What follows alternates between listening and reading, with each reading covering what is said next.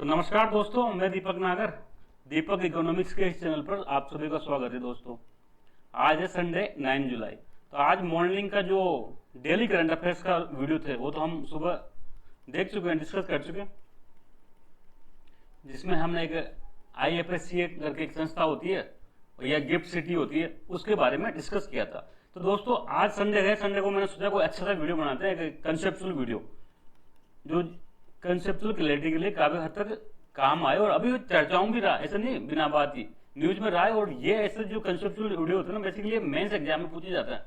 Mains exam में आज करते हैं क्वेश्चन और इनको आप राइटिंग करने में वहां पर सुविधा रहेगी।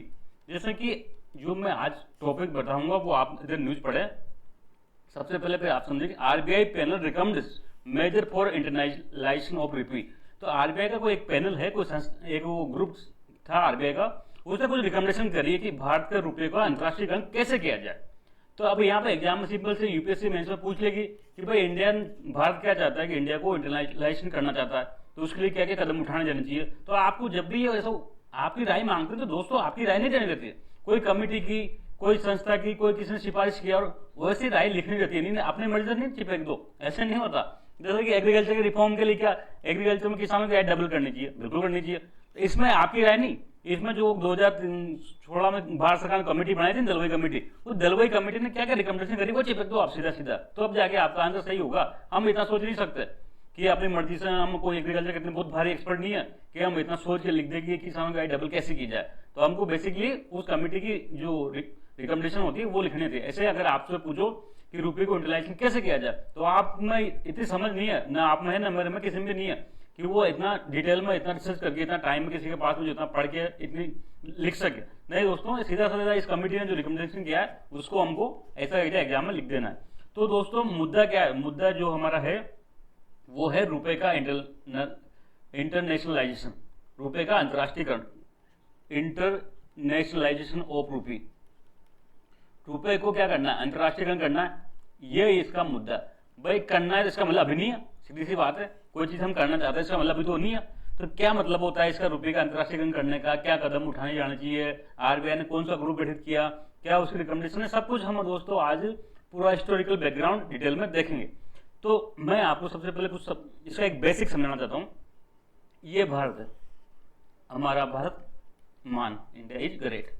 यहाँ पर कोई A आदमी है, ये B आदमी से कुछ सामान खरीदना चाहता, तो समझ लो मेरी इच्छा होगी, मैं है ना B कंपनी में जाके 100 कार खरीदूंगा, मारुति सुजुकी कंपनी है, इससे 100 कार खरीदूंगा, ठीक है। 100 कार का वैल्यू थी 100 करोड़ रुपए, मैंने इसको रुपये में पेमेंट किया, इसने एक्सेप्ट कर लिया, ठीक है। और मैंने डी ने किसी ने कुछ भी खरीदा हो, आराम से रुपये में पेमेंट करते हैं सब लोग। हम आम जिंदगी में देखा होगा, कहीं भी जाओ रुपये दो काम हो जाता है। कितना ही बड़ी अमाउंट हो, चाहे वो 1000 करोड़ हो, चाहे वो 5000 करोड़ हो, चाहे कितनी बड़ी अमाउंट हो, आप रुपये में उसको इजीली सेटल कर सकते हैं। क्यों? रुपये हमारी क्या है? डोमेस्टिक करेंसी है, हमारी घरेलू मुद्रा है। कौन सी हमारी डोमेस्टिक करेंसी? कौन सी बताओ? रूपी है, इंडियन रूपी, जिसको इंडियन रूपी कहते हैं। इंडियन रूपी, जिसके 500 के, 1000 के, 2000 के नोट आते हैं, जिसका ये सिंबल होता है, देखा होगा ना आपने, ये रूपी। तो ये इंडियन रूपी हमारी डोमेस्टिक करेंसी है। पूरे डोमेस्टिक में कहीं भी कुछ भी पेमेंट करना कोई दिक्कत नहीं, चाहे वो बेंगलुरु में करना हो, चाहे वो कोलकाता में करना हो, चाहे वो नॉर्थ ईस्ट में करना हो, चाहे वो गुजरात में करना हो, चाहे पंजाब में करना हो, कहीं भी कितना भी अमाउंट का आराम से इसमें कर सकते हैं। लेकिन अगर समझ लो मैं USA से, मैं UK से, मैं यूरोप से, अगर समझ लो मैं USA से कुछ कार मंगा रहा हूं, 100 कार मंगा रहा हूं, तो क्या ये रुपये में पेमेंट लेगा क्या? तो आप सब कहोगे नहीं लेगा। क्यों? इंटरनेशनल पेमेंट सर रुपये में नहीं होता है, तो क्या होता है? सामान डॉलर में होता है। या UK से मैं अगर कोई सामान मंगा रहा हूं ब्रिटेन से, तो क्या ये रुपये में लेगा पेमेंट? बिल्कुल नहीं लेगा सर। ये तो है ना इसकी, या तो इसकी खुद की जो करेंसी है, या फिर है ना ये भी डॉलर में लेता है सामान, यूरोप में यूरो है। तो फिर ऐसा क्या है कि हम रुपये को अंतर्राष्ट्रीय पेमेंट में नहीं कर सकते? तो इसका मतलब सिंपल सा मतलब होगा दोस्तों, जब कोई करेंसी इंटरनेशनलाइजेशन का मतलब क्या हो गया? अंतर्राष्ट्रीयकरण। जब कोई करेंसी इंटरनेशनल पेमेंट में एक्सेप्टेबल हो, इंटरनेशनल पेमेंट में क्या हो? एक्सेप्टेबल हो। भारत ब्राजील से कोई चीज मंगाए और रुपये में पेमेंट करे, पेमेंट में एक्सेप्टेबल हो, तो उस करेंसी को कहते हैं इंटरनेशनलाइजेशन, मतलब उस करेंसी का अंतर्राष्ट्रीयकरण हो चुका, एक्सेप्टेबल हो। ये सब मैं डॉलर का बताता हूं। डॉलर का क्या होता है? अभी ये इंडिया है, इंडिया चाइना से कोई चीज माल मंगाता है तो डॉलर में पेमेंट करते हैं। तो ऐसे इंटरनेशनल करेंसी की पहचान होती है कि वो अंतर्राष्ट्रीय जितने भी लेन देन होते हैं दोस्तों उसमें एक्सेप्टेबल होती है, उसको मना नहीं कर सकते। दो देश आपस में ट्रांजेक्शन कर सकते हैं, जैसे इंडियन रुपया, ये रुपया इंडिया की, अब सपोज करो ये चाइना, ये मेक्सिको, ये लेन देन करे और यहाँ पेमेंट अगर रुपये में एक्सेप्टेबल हो जाए रुपये में, तो इसका मतलब है कि रुपये क्या इंटरनेशनल मुद्रा बन चुकी है। तो जब करेंसी का इंटरनेशनल पेमेंट में एक्सेप्टेबल होता है, कोई नहीं मना करता, तो ऐसी मुद्रा को कहते हैं इंटरनेशनल करेंसी। इंटरनेशनलाइज होगी मतलब वो उसका पूरा अंतर्राष्ट्रीय व्यापार में उसका लेन देन हो रहा है। ऐसी कौन सी मुद्राएं दोस्तों? ऐसी मुद्राएं वर्तमान में बहुत कम है। सबसे बड़ी इंटरनेशनल करेंसी पूरी दुनिया में है यूएस का डॉलर। आपके पास डॉलर है जेब में, आप दिल्ली एयरपोर्ट से चलो, पूरी दुनिया के 190 देशों में घूम लो और डॉलर से आपका काम चल जाएगा। कहीं भी कुछ भी कोई करेंसी की दुनिया में जरूरत नहीं है। तो यूएस का डॉलर एक इंटरनेशनल करेंसी है। यूरोपियन यूनियन की यूरो की इंटरनेशनल करेंसी है। थोड़ी बहुत जापान की येन भी कहने की इंटरनेशनल करेंसी है, यह भी काफी हद तक इंटरनेशनल पेमेंट में एक्सेप्टेबल होती है। इसके बाद हम कह सकते हैं कि जो चाइना ही प्रयास कर रहा है, चाइना की क्या है युआन है, ये युआन को लेके भी अभी प्रयास कर रहा है कि भाई इसको भी इंटरनेशनलाइजेशन किया जाए। तो फिर ये जब ये सब देशों ने की मुद्रा इंटरनेशनल है तो इंडिया क्यों पीछे रहे? इंडिया क्यों पीछे रहे? और एक और रीजन था कि इसलिए इंडिया ने भी विचार किया कि क्या कि भारतीय जो रुपये का है ना, इसका इंटरनेशनलाइजेशन किया जाएगा, अंतर्राष्ट्रीयकरण किया जाएगा, अंतर्राष्ट्रीय जो पेमेंट होते हैं ना इसमें इसको बढ़ावा दिया जाएगा। तो दोस्तों ये तो एक बेसिक कंसेप्ट हो गया। फिर लेकिन आजादी के 75 साल हो गए, कभी इंडिया को सपना नहीं आया, अचानक 2022 में क्या सपना आया? पिछले साल से बेसिकली कंसेप्ट शुरू हुआ है जिसको आगे बढ़ाने की गवर्नमेंट या रिजर्व बैंक ऑफ इंडिया प्रयास करे। तो ऐसा क्यों? तो ऐसा इसलिए कि एक युद्ध हुआ था, रशिया यूक्रेन वार, आप सबको पता अभी भी जारी है। रशिया यूक्रेन वार हुआ, यूक्रेन कहां था? जो वेस्टर्न कंट्री थे यूएसए इनके पाले में था, वेस्टर्न खेमे में रशिया अपना थी। तो इसके यूक्रेन के समर्थन कौन थे? यूएसए थे, सारे यूरोपियन कंट्री थे। तो रशिया ने यूक्रेन पर हमला किया तो यूएस ने क्या किया? रशिया पर बैन कर दिया, रशिया पर बैन लगा दिया। अब चूंकि इंटरनेशनल ट्रेड कहां होता? डॉलर में होता था। जैसे इंडिया रशिया ट्रेड कहां में होता था? डॉलर में होता था। भाई डॉलर इसलिए पूरी दुनिया में सबसे ज्यादा इंटरनेशनल करेंसी है क्योंकि अधिकांश देशों के बीच में जो है ना ट्रेड वो डॉलर में होता है। Bharat, Russia, Bharat, China, Bharat, Japan, सबके बीच में, अधिकांश देशों के बीच में डॉलर में ट्रेड होता है। तो इसने क्या किया? रशिया पर बैन लगा दिया। एक चीज होती है स्विफ्ट बेसिकली एक है ना मैसेजिंग टेलीकम्युनिकेशन सेवा है जो क्या करती है, एक देश से दूसरे देश जब पैसा ट्रांसफर होता है डॉलर का तो उसको मैसेज प्रदान करती है कि जैसे इंडिया से रशिया को 100 करोड़ डॉलर पैसा ट्रांसफर करना है तो ये मैसेज कैसे पहुंचेगा? इसके लिए एक स्विफ्ट करके एक वो बना रखा है system, society for world wide international finance telecommunication करके एक संस्था बना रखी है। तो अगर इससे बाहर कर देते हैं तो वो देश है ना पूरी दुनिया में कहीं से भी डॉलर को अपने यहां नहीं मंगा सकता। तो एक तरह से रशिया क्या हुआ? अभी डॉलर में ट्रेड नहीं कर सकता दोस्तों, डॉलर में ट्रेड नहीं कर सकता। इसलिए क्या होता है, ये अमेरिका क्या चाहता है? अमेरिका की पूरी दुनिया में दादागिरी है क्योंकि अमेरिका की करेंसी है डॉलर और डॉलर से पूरा ग्लोबल ट्रेड होता है, तो अमेरिका जब चाहे जिसको बैन लगा के परेशान कर देता है, बैन लगा देता है। बैन लगाते क्या होता है? वो डॉलर में ट्रांजिट नहीं करता, चाहे वो ईरान हो, चाहे वो नॉर्थ कोरिया हो, कई सारे देश हैं जिनमें देशों पर अमेरिका क्या करता है? सैंक्शन लगा देता है। वो देश फिर डॉलर में ट्रेड नहीं कर सकते क्योंकि डॉलर में जहां पेमेंट होता है वहां कहीं यूएसए शामिल हो जाता है, तो यूएसए उस पेमेंट को रोक सकता है डॉलर में ट्रांजेक्शन को। ऐसे तो फिर पूरी दुनिया में रशिया व्यापार नहीं करेंगे। तो दोस्तों कुछ ना कुछ अल्टरनेट मैकेनिज्म होनी चाहिए। डॉलर पे इतनी डिपेंडेंसी क्यों? यहां से विचार आया कि डॉलर पे इतनी डिपेंडेंसी क्यों हो रखी है कि हर दुनिया का हर ट्रांजेक्शन डॉलर में हो रहा है? तो कुछ ना कुछ अल्टरनेट मैकेनिज्म लाओ, लोकल करेंसी में पेमेंट करो, लोकल करेंसी में कैसे? जैसे रशिया इंडिया का ट्रेड हुआ तो रुपये में करो भाई, रुपये में करो। रशिया से हम तेल ऑयल इंपोर्ट करें और रुपये में पेमेंट करते हैं रशिया को, तो इससे क्या होगा? ये डॉलर की परफॉर्मेंस कट जाएगी और जो प्रतिबंध लगा रखे हैं उससे भी बच जाएगा। तो इस प्रकार से फिर ये विचार आया कि केवल डॉलर ही क्यों, बाकी दुनिया की और कई सारी करेंसी है उनको भी तो क्या करना चाहिए, उनको इंटरनेशनलाइजेशन करना चाहिए, अंतर्राष्ट्रीयकरण करना चाहिए ताकि उनमें भी ट्रेड हो सके। तो यहीं से भारत के दिमाग में विचार आया, basically reserve bank of India के दिमाग में, कि क्या करो कि हम रशिया इंडिया मतलब एक तरह से क्या हुआ, जो रुपये है ना इसको अंतर्राष्ट्रीयकरण करेंगे, राष्ट्रीयकरण करेंगे। यहीं से आरबीआई के दिमाग में विचार आ गया। तो आरबीआई ने फर्स्ट कदम उठाया जुलाई 2022 में। देखो अब तक क्या होता था ना, जितना भी इंटरनेशनल ट्रेड होता था, इंडिया हो गया, चाहे सपोज करो ये अफ्रीकन कंट्री हो गया, यहाँ से हम कुछ इंपोर्ट कर रहे हैं, हम कुछ एक्सपोर्ट कर रहे हैं, तो अब तक जितना भी इंपोर्ट एक्सपोर्ट ट्रेड होता था ना, वो सबका जो इनवॉइस है, बिल बनेगा, बिल बनाना पड़ेगा ना भाई, हम इतना चीज मंगाए, तो सब इनवॉइसिंग और पेमेंट कायम होता था, केवल डॉलर में अलाउड था, मतलब डॉलर में होता था, इंडियन रुपी में अलाउड नहीं था। तो जुलाई 2022 में पहली बार आरबीआई ने छूट दे दी कि भाई जो अब है ना, ये क्या कर सकेंगे, अब जो ये एक्सपोर्टर इंपोर्टर है ना, वो रुपी में इनवॉइस पेमेंट कर सकेंगे, रुपी में इनवॉइस बना सकेंगे, मतलब जो बिल बनेगा ना सामान का, वो रुपी में बनेगा, रुपी में इनवॉइस बनेगा, और पेमेंट भी रुपी में कर सकेंगे अगर सामने वाला एग्री करेगा। तो ये तो एक स्टार्टिंग कदम उठाया, जीरो कदम, बिल्कुल बेबी स्टेप था। इसके बाद फिर आरबीआई ने इससे पहले एक ग्रुप बना दिया था। आरबीआई ने क्या किया, एक अपने अंदर ही ऑफिस में एक इंटरनल डिपार्टमेंट, आप सबको पता है आरबीआई के कई सारे डिपार्टमेंट हैं आरबीआई के अंदर ही, मॉनिटरी डिवीजन अलग होता है, एक्सटर्नल डिवीजन अलग होता है, वो कई सारे होते हैं। तो एक इंटरनल डिपार्टमेंटल ग्रुप बनाया आईडीजी, ये लगभग दिसंबर 2021 में 2021 में बनाया था, तब से ये विचार चल रहा था। तो ये आईडीजी बनाने का उद्देश्य था कि भाई आप रिकमेंड करो, आप क्या करो, पूरी स्टडी करो, रिकमेंड करो कि भाई जो रुपी है उसको इंटरनेशनल अंतर्राष्ट्रीय कैसे किया जाए। देखो हर करेंसी अंतर्राष्ट्रीय नहीं बन सकती, उसके कई सारे कंडीशन होते हैं, कई सारी शर्तें होती है। सबसे पहले तो देश मजबूत हो। अब अमेरिका का डॉलर क्यों इतना अंतर्राष्ट्रीय करना, क्योंकि अमेरिका दुनिया की सबसे बड़ी इकोनॉमी रही है पिछले, अभी भी है, पिछले कई सैकड़ों साल से, जब से जीडीपी गणना शुरू हुई तब से जो अमेरिका है वो दुनिया की सबसे बड़ी इकोनॉमी है, लार्जेस्ट इकोनॉमी है पूरी दुनिया पर। यूएसए का डोमिनेंस है, सारी दुनिया में अमेरिकन बैंक काम कर रहे हैं, बड़े बड़े अमेरिकन बैंक हर जगह काम कर रहे हैं, चाहे वो गोल्डमैन सैक हो, चाहे वो और कोई से भी बैंक हो, अमेरिकन सिस्टम पूरी दुनिया में काम कर रही है। सबसे ज्यादा वहाँ की प्राइवेट सेक्टर की कंपनियां हैं, एप्पल है, चाहे सब चीजें में रिसर्च डेवलपमेंट सब में आगे। तो ऐसा नहीं हो सकता हवा में कि कोई भी देश मुंह उठा के कल से फिर कह दे क्या मालदीव कि मैं भी है ना मालदीव को अंतर्राष्ट्रीयकरण करूंगा, तो कर ही नहीं सकता बेचारा। कभी नेपाल है, नेपाल कभी कर ही नहीं सकता, क्यों, इतना छोटा देश है, इस पर किसी देश की कोई डिपेंडेंसी नहीं है, तो इसकी मुद्रा को और दूसरा देश क्यों एक्सेप्ट करेगा।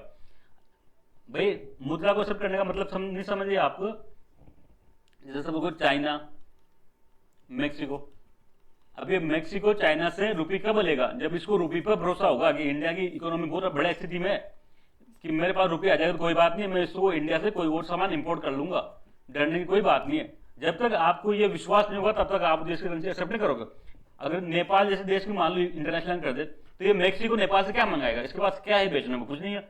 तो ऐसे जब तक बड़ी इकोनॉमी नहीं होगी ना, तब तक आपके देश का जो रुपी है, जो करेंसी है, उसको कोई भी देश अंतर्राष्ट्रीयकरण नहीं मानेगा, नहीं एक्सेप्ट करेगा। तो अब हम हमारे टॉपिक की तरफ बढ़ते हैं डिटेल में। सबसे पहले न्यूज आपने देख ली होगी, जो आरबीआई पैनल था, बेसिकली उसने जुलाई में, अभी 5 जुलाई को 2023 को अपनी रिपोर्ट आरबीआई को सौंप दी, रिपोर्ट सौंप दी इसने। आरबीआई पैनल रिकमेंड्स मेजर, और इसमें कुछ कई सारे मेजर बताए, कोई सारे क्या बताए गए, मेजर बताए गए कि आपको इंटरनेशनलाइजेशन ऑफ रुपी के लिए क्या क्या करना चाहिए।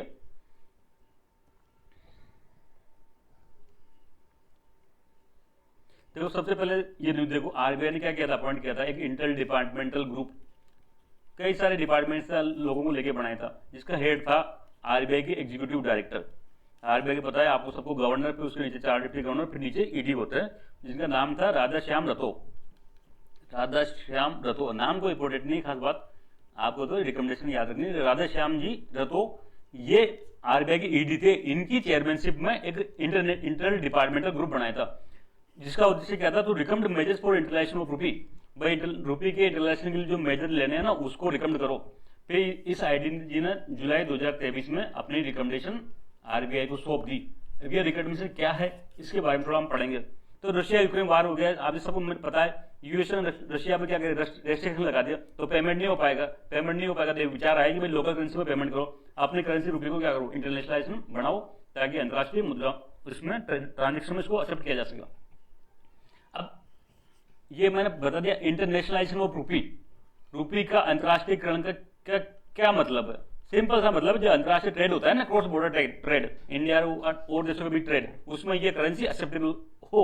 It is a process that involves increasing use of local currency in cross border transaction. जो इंडिया की लोकल करेंसी है उसका क्रॉस बॉर्डर ट्रांजेक्शन में यूज को बढ़ावा दिया जाए धीरे धीरे। तो फर्स्ट स्टेप क्या थी, फर्स्ट स्टेप थी जुलाई 2022 में एक कदम उठाया था पिछले साल, लगभग साल भर हो गया, RBI allowed invoicing and payment of international trade in Indian रुपये। जो इंडिया से एक्सपोर्ट इंपोर्ट हो रहे हैं उसका जो बिल बनेगा ना उसको रुपये में बढ़ा सकेंगे और पेमेंट भी रुपये में कर सकेंगे। ये पहली बार आरबीआई ने जुलाई 2022 में अलाउड किया। तो ये शुरुआती कदम था। अब हम देख सकते हैं कई सारी मुद्राएं जो दुनिया में मान सकते हैं कि वो अंतर्राष्ट्रीयकरण है। जैसे यूएस का डॉलर तो है ही सही, इसकी तो कोई बात ही नहीं, इसकी तो बात ही बेकार है, ये तो दुनिया में टॉप पे है सब कुछ के ऊपर। इसके बाद यूरोपियन यूनियन की यूरो हो गया, जापानी येन हो गया, जो यूके का पाउंड स्टर्लिंग हो गया, और चाइनीज युआन भी, चाइना का जो युआन करेंसी में है उसको भी चाइना अब अंतर्राष्ट्रीयकरण करने का प्रयास कर रहा है। थोड़ी बहुत उसको लिमिटेड सक्सेस मिली है, अभी पूर्ण रूप से सफल नहीं हुआ। अब आईडीजी रिपोर्ट ने क्या कहा, तो जो आईडीजी रिपोर्ट ने कहा कि बेसिकली भारत अगर प्रयास करे तो इंडिया क्या कर सकता है, जो रुपये को है ना अंतर्राष्ट्रीयकरण कर सकता है। क्यों? क्योंकि भारत वर्तमान टाइम में क्या है, लार्जेस्ट ग्रोइंग मेजर इकोनॉमी है, लार्जेस्ट ग्रोइंग मेजर इकोनॉमी है वर्तमान टाइम में। 2022-23 में इंडिया की जीडीपी ग्रोथ रेट 7.2% रही है। पूरी दुनिया में कहीं भी इतना नहीं रहा। चाइना में 4-5% थी, अमेरिका में 1-8% रही होगी, जर्मनी में मंदी चल रही है और सब देशों में कुछ ना कुछ चल रही है, लेकिन इंडिया की जो जीडीपी ग्रोथ रेट है दुनिया में जो बड़ी इकोनॉमी है उनमें सबसे ज्यादा है। इसके बाद हम दुनिया की फिफ्थ लार्जेस्ट इकोनॉमी है वर्तमान टाइम में, हम फिफ्थ लार्जेस्ट इकोनॉमी है। सबसे बड़ी यूएसए, फिर चाइना, फिर जापान, फिर जर्मनी और फिर इंडिया। तो वर्तमान टाइम में हम फिफ्थ लार्जेस्ट इकोनॉमी है और जल्दी हम क्या थर्ड लार्जेस्ट बन जाएंगे, जल्द हम थर्ड लार्जेस्ट बन जाएंगे।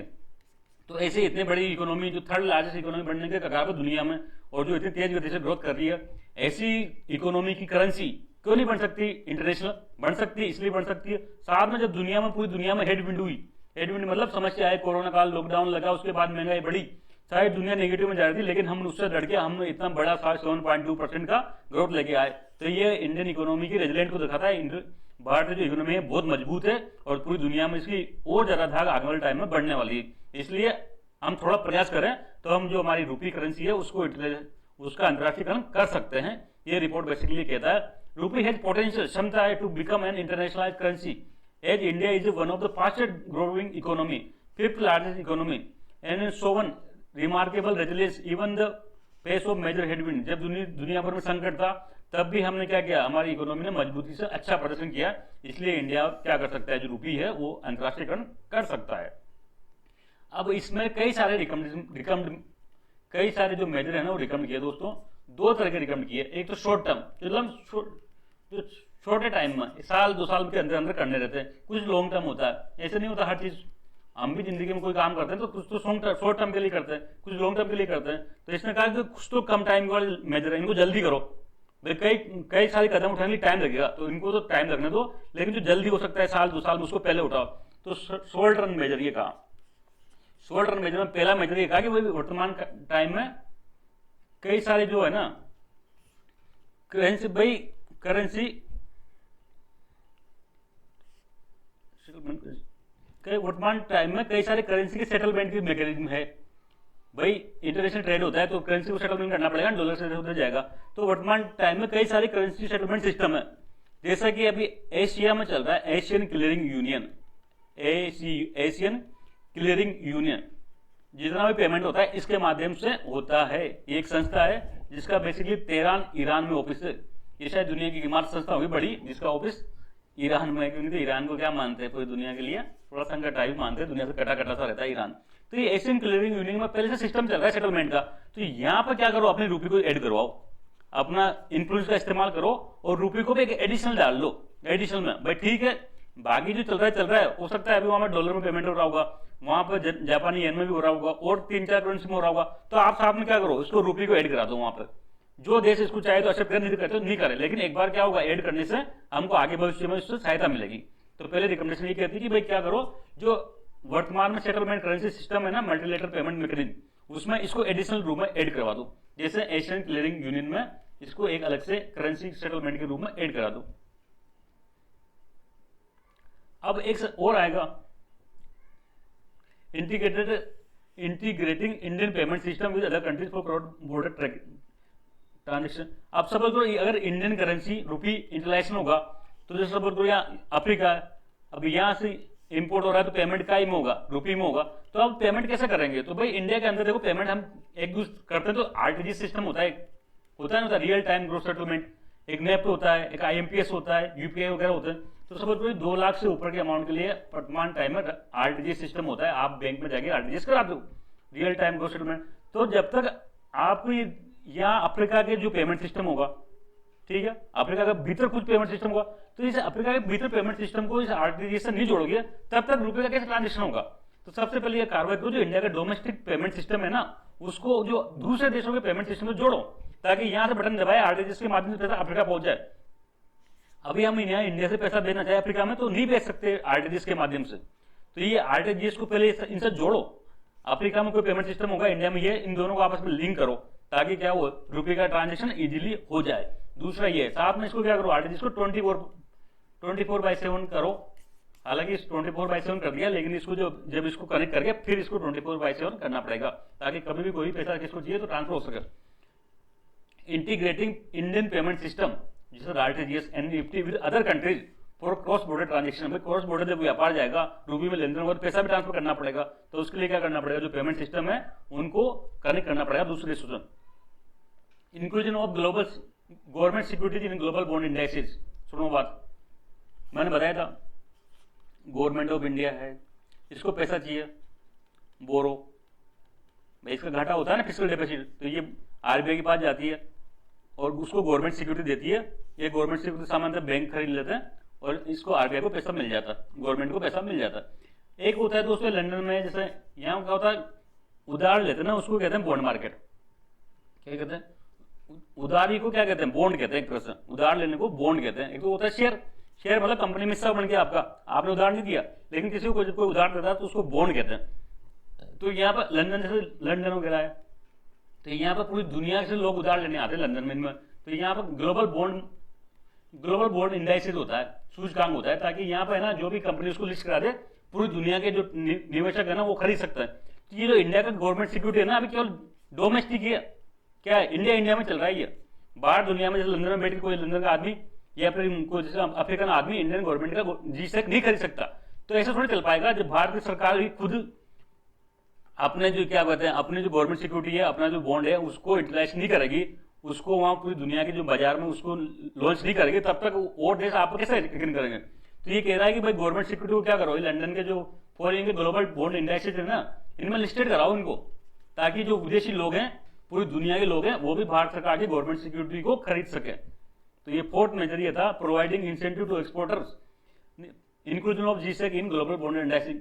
फिर जो एक्सपोर्टर कर रहे हैं, एक्सपोर्ट कर रहे हैं, इंपोर्ट कर रहे हैं, इनको क्या करो, प्रमोट करो कि ये रुपये में ट्रेड करें, कुछ इनको इंसेंटिव दो, जिससे क्या करेंगे, ये रुपये में ट्रेड करेंगे। भाई अल्टीमेटली किस चीज में ट्रेड करना हो तो ट्रेड करेगा ना, एक्सपोर्ट इंपोर्टर है, उसको जो करेंसी जमेगी उसी में तो पेमेंट करेगा, सामने वाला से बातचीत करके। तो अगर वो जब तक इंटरेस्ट नहीं लगा रुपये में पेमेंट करने का, तब तक वो पेमेंट नहीं हो सकता है। इसलिए यही कह रहा है कि जो ट्रेड करने वाले हैं एक्सपोर्टर इंपोर्टर, इनको कुछ प्रमोशन करो, प्रमोट करो, कुछ इंसेंटिव दो, ताकि इनको क्या आए, मजा आए रुपये में ट्रेड करने के लिए।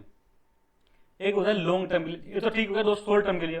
एक होता है लॉन्ग टर्म के लिए। लॉन्ग टर्म के लिए सबसे पहले था जो मसाला बॉन्ड में कुछ समस्या है, इसको क्या करो, दूर करो। अब मसाला बॉन्ड क्या होता है, देखो इंडिया का कोई संस्था है, ये भारत मान है, इंडिया की संस्था सब लोग टाटा है, ये टाटा को पैसा चाहिए, ठीक है बात, ये टाटा को 1000 करोड़ रुपए चाहिए, तो ये उधार लेना चाहता है। बॉन्ड मैंने कहता है, बॉन्ड का मतलब उधार लेना चाहता है, और यहाँ इंडिया से नहीं लेना चाहता, ये लेना चाहता है ब्रिटेन से, फॉरेन से, यूके से। तो ये अगर जब टाटा यहाँ ब्रिटेन में, यूके में, सब कोई लंदन है, यहाँ लंदन में अपना बॉन्ड जारी करता है, और किस में, रूपी में, रूपी डिनोमिनेटेड में जारी करता है, तो उसको कहते हैं मसाला बॉन्ड। दोबारा बता दूं मैं, जब भारत की कोई संस्था, एंटिटी फॉरेन में अपनी इंडिया, जनरल क्या होता है, अमेरिका में कोई लोन बॉन्ड उधार लेगा पैसा, यूके में तो डॉलर में लेगा, वहां की लोकल करेंसी डॉलर में मिलेगा, रुपये तो बहुत कम मिलते हैं, रुपये में कोई देता भी नहीं है। लेकिन अगर जब हमारा क्या होगा, हमारी कंपनी फॉरेन से डॉलर में, लोकल रूपी करेंसी में कोई बॉन्ड इश्यू करती है, तो उसको मसाला बॉन्ड कहते हैं दोस्तों। ये आप देख सकते हैं, रूपी denominated bond issued outside India by Indian entity. Indian entity, Bharat से कोई संस्था, कोई कंपनी के द्वारा भारत के बाहर रूपी में, रुपये में कोई बॉन्ड जारी किया जाता है उसको क्या कहते हैं, मसाला बॉन्ड कहते हैं। तो अब जाहिर सी बात है, ये इंडियन कंपनी फॉरेन में क्या कर रही है, मसाला बॉन्ड जारी कर रही है, मसाला बॉन्ड जारी कर रही है। मसाला बॉन्ड मतलब यहाँ के लोग रुपये में उधार लेना चाहते हैं इंडियन कंपनी को, सीधी सी बात यही हुई ना, यूके का निवेशक रुपये में उधार लेना चाहता है। भाई इंटरनेशनल और रुपये का क्या मतलब है, ज्यादा ज्यादा लेन देन क्या हो रुपये में हो, तो ये मसाला बॉन्ड एक तरह से क्या कर रहा है, जो रुपये का अंतरराष्ट्रीय बढ़ावा दे रहा है। लेकिन मसाला बॉन्ड में क्या करता है, भारत का कई सारे टैक्स लगाती है, कई सारे टैक्स के मामले चल रहे हैं। तो ये इस कमेटी ने कहा कि भाई टैक्स का मामला सोल्व करो यार, इसको माफ करो, जो भी है इसको करो, ताकि ये जो है ना यहाँ के निवेशक अमेरिका के, ब्रिटेन के, ये इस मसाला बॉन्ड में निवेश करें, जिससे हमको क्या करें, रुपये में पैसा मिले। तो यही इनका कहना है, जो टैक्स सिस्टम है ना मसाला बॉन्ड पे, इसको रिव्यू करो और उसको सुधार करो। ठीक है बात यहां तक। इसके बाद क्या करो, ये भाई जो आरटीजीएस है उसको क्या करो, उसको भी इंटरनेशनल बनाओ। केवल इंडिया में पेमेंट नहीं, पूरी दुनिया में आरटीजीएस के माध्यम से पेमेंट हो। इसके लिए आप चाइना से कोलिशन करो, इसके लिए यूरोपीय यूनियन का वहां का कोई पेमेंट सिस्टम होगा उसको कनेक्ट करो। अभी हमने सिंगापुर में से किया था कनेक्ट, सिंगापुर से हमने क्या किया, हमारा जो यूपीआई को जोड़ दिया। अब यूपीआई में आप यहाँ बटन दबाओ, सिंगापुर में कैसा पेमेंट हो जाएगा, तो बहुत आसान हो गया। तो ऐसे आरटीजीएस को पूरी दुनिया में जोड़ो ताकि वो क्या हो, उससे पेमेंट का ट्रांजेक्शन इजीली हो जाए। इसके अलावा जो भारत के बैंक है, जैसे कि फोर्थ, जैसे ये फोर्थ देखो ये कितना इंपॉर्टेंट है, allowing banking services in rupee outside India through offshore branches by Indian bank. भाई क्या करो, जैसे ये इंडियन बैंक है, हमको क्या करना है, रुपी का इंटरनेशनल करने का एक ही तरीका है, पूरी दुनिया में रुपी का जो लेन देन हो रहा है वो बढ़े। तो ये इंडियन बैंक ना दोस्तों, वर्तमान टाइम में जैसे यूके, जैसे यूएस है, जैसे कि अफ्रीका, यहाँ पर ब्रांच खोल सकते हैं, खोल ही रहे हैं, कई सारे लोग खोल रहे हैं बैंक। लेकिन वो क्या करते हैं, लोकल करेंसी में पैसा लेते हैं, लोकल करेंसी में। जैसे यूएस में जाओगे तो वहां का जो, जैसे मान लो भारत का स्टेट बैंक ऑफ इंडिया ने न्यूयॉर्क में ब्रांच खोली, तो अब न्यूयॉर्क में केवल वहां डॉलर अकाउंट खुल सकता है उसमें। तो ये किसने कहा कि भाई जो इंडियन बैंक क्या करे, ज्यादा से ज्यादा क्या करे, ओवरसीज ब्रांच खोलो, दूसरे देशों में जाके ब्रांच खोलो और रुपये में पेमेंट को प्रोत्साहन करो, रुपये में अकाउंट को खोलो और रुपये में ट्रांजेक्शन करवाओ, ताकि इससे क्या होगा, रुपये में ट्रांजेक्शन बढ़ेगा। देख सकते हैं, अलाउिंग बैंकिंग सर्विसेज इन रुपी, जो बैंकिंग सेवा है ना रुपये में अलाउ करो outside India through offshore branches of Indian bank. वर्तमान में जो इंडियन बैंक है वो बाहर विदेशों में ब्रांचेज खोलते हैं, तो वहां पर इंडियन रुपये में लेन देन नहीं होता है। तो इसको अलाउ करो आप, ताकि भारत के बैंक ज्यादा ज्यादा विदेशों में ब्रांचेज खोले, वहां रुपये का ज्यादा ज्यादा पेमेंट हो। तो इससे क्या होगा, पूरी दुनिया में रुपये की धाक बढ़ेगी। अब एक और होना चाहिए कि इंटरनेशनल मॉनिटरी फंड का एक सिस्टम होता है, एसडीआर, अंतरराष्ट्रीय मुद्रा फंड का एक कोष का क्या होता है, करेंसी टाइप होती है, करेंसी नहीं होती पर करेंसी टाइप मानो आप, स्पेशल ड्राइंग राइट एसडीआर होते हैं, इसमें इसको शामिल कराओ। देखो इसको कहानी सुनो, इंटरनेशनल मॉनिटरी फंड, हर देश को एक कोटा मिलता है, ठीक है, कोटा के बदले उसको एसडीआर अलॉट होता है, सिंपल सी बात। एसडीआर दोस्तों एक तरह से उसकी करेंसी टाइप होती है, भाई आपने इतना कोटा दे दिया, अब इतना एसडीआर आपको देते हैं, ये इसका पेमेंट आप ये एसडीआर के बदले में कहीं भी पेमेंट की आवश्यकता हो तो आप दे सकते हो। तो ये एसडीआर की क्या वैल्यू होगी, तो ये एसडीआर है, अभी एसडीआर की क्या वैल्यू होगी, इसको डिसाइड करने के लिए पूरी दुनिया में पांच बड़ी इकोनॉमी की क्या हुआ, करेंसी को एवरेज मानते हैं।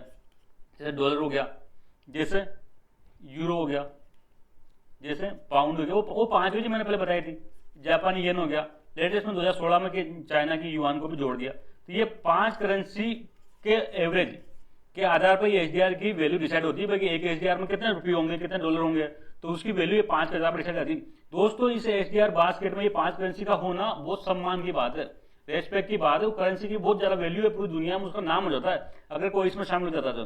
तो इसने कहा कि भाई पांच के बाद छठी नंबर पर 6 पर इंडियन रुपये को शामिल कराने का प्रयास करो एसडीआर में, ताकि इंडियन रुपये का पूरी दुनिया में धाक हो, पूरी दुनिया में नाम जम जाए। जैसे ही एसडीआर में शामिल होगा ये, तो पूरी दुनिया के जो देश है ना उनमें इंडियन रुपये का सम्मान अपने आप ही बढ़ जाएगा, तो उससे क्या होगा, रुपये की एक्सेप्टेबिलिटी बढ़ेगी। तो ये देख सकते हैं हम। तो दोस्तों यहाँ पर हमारा मुद्दा समाप्त होता है। आई होप आप लोग को समझ में आया होगा। ये जो इनकी रिकमेंडेशन है इसको आप लोग याद करने की प्रयास करें, समझने का भी प्रयास करें, और इसको मेंस में अपने आंसर राइटिंग में आप अगर पूछे तो लिखने का प्रयास करें। दोस्तों आज के लिए इतना ही, जल्द मिलेंगे, तब तक के लिए थैंक यू, जय हिंद।